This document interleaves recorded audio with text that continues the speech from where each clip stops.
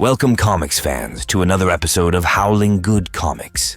Today we'll be taking a quick look at Batman, The Return of Bruce Wayne, which picks up following the events of Final Crisis. But before we jump into that, please show your support for our new channel by giving this video a thumbs up and leaving a comment below. Also, don't forget to subscribe and click the notification bell. And now, on with the show. Caught in the explosion of the time and space-bending Omega beams of the new god tyrant Darkseid, an amnesiac Bruce Wayne is cast back in time to the dawn of history. Nearly killed by a tribe of Neanderthals led by the immortal caveman who will become Vandal Savage, Wayne is rescued by a younger human who returns his utility belt to him. Operating more on instinct than actual knowledge, Bruce dons the pelt of a giant bat and uses the tools in his belt against the cavemen, but is eventually forced to flee by jumping over a waterfall. When he recovers at the bottom, he finds he has moved further forward in time, arriving in Puritan times. His first act in this new era is to save a woman named Annie from a monstrous tentacled creature, after which he tries to build a life for himself in the small colony of Gotham. Calling himself Mordecai, he joins the ranks of the local witch hunters alongside his own ancestor Nathaniel Wayne and uses his forensic skills to solve crimes that might otherwise be blamed on witchcraft. When Annie is revealed to be a witch and claims responsibility for summoning the monster, Bruce is unable to stop her from being hanged by Nathaniel.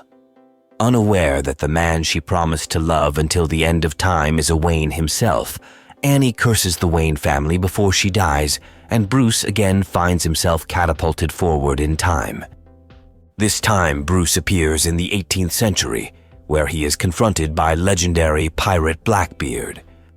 Blackbeard believes him to be the fabled Black Pirate and demands he lead him to one of the most famous treasures he is known to have stolen, that of the Miagani, a primitive tribe of bat people descended from the cavemen that Bruce encountered, the same ones who immortalized his prehistoric exploits as the bat god Barbados.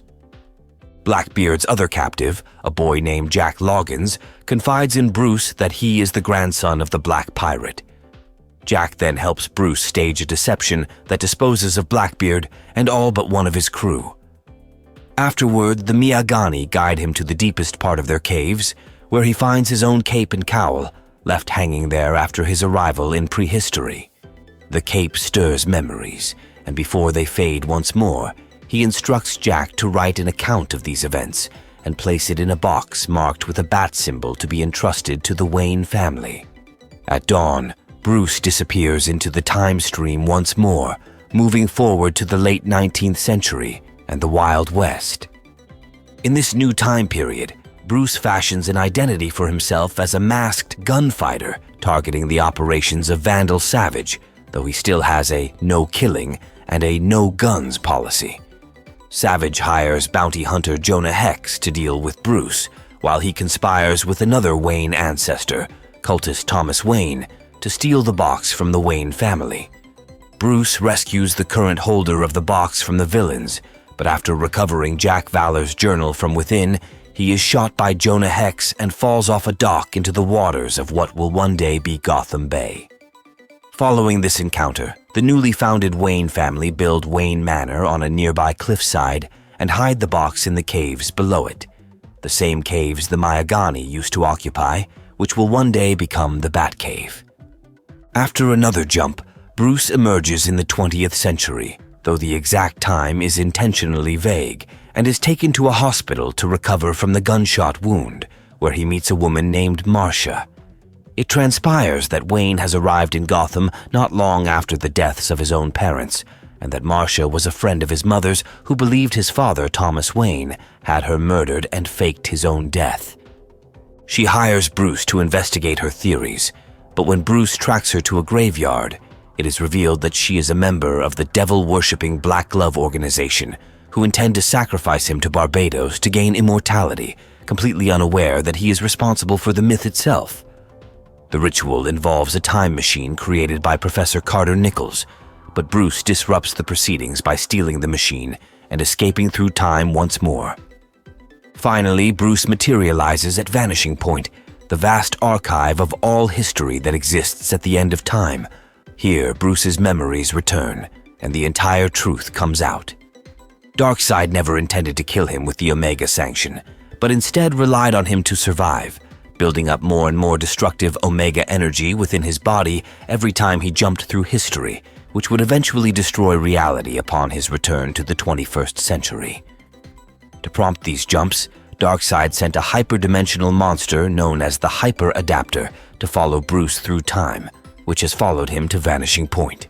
While all of this has been going on, Bruce's allies in the Justice League of America have realized that he is still alive and have been searching for him. Superman, Rip Hunter, Hal Jordan, and Booster Gold have been traveling through time, constantly one step behind Bruce, and now arrive at Vanishing Point just as the final step of Wayne's plan goes into motion. Merging with the robotic architects that maintain Vanishing Point, he has had his memory wiped once more and allows the hyperadapter to possess his body so that he can bring it back to the present-day 21st century using the time sphere that his allies arrive in. Per Bruce's plan, the combined might of the Justice League defeats the creature, rips it from his body, and hurls it back into the time sphere, catapulting it backward through time, defeated. The threat of the Omega energy remains, however, and so the Justice League medically stop Bruce's heart, inducing death and allowing the energy to dissipate.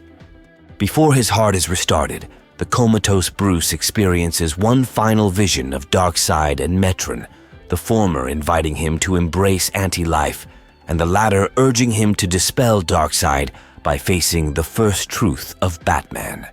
Bruce recalls the night he first conceived of the identity of Batman, when Alfred Pennyworth saved his life by suturing fatal wounds. Bruce then awakens from the coma, purged of the radiation, and dons his cape and cowl, commenting that Gotham's disease has spread beyond its borders, and that once again, Batman is needed. Are you a fan of the Return of Bruce Wayne series? Is there some other series you would like us to cover? Let us know in the comments below. From Jackson and the squad here at Howling Good Comics, be good to each other, and remember, anyone can be a hero.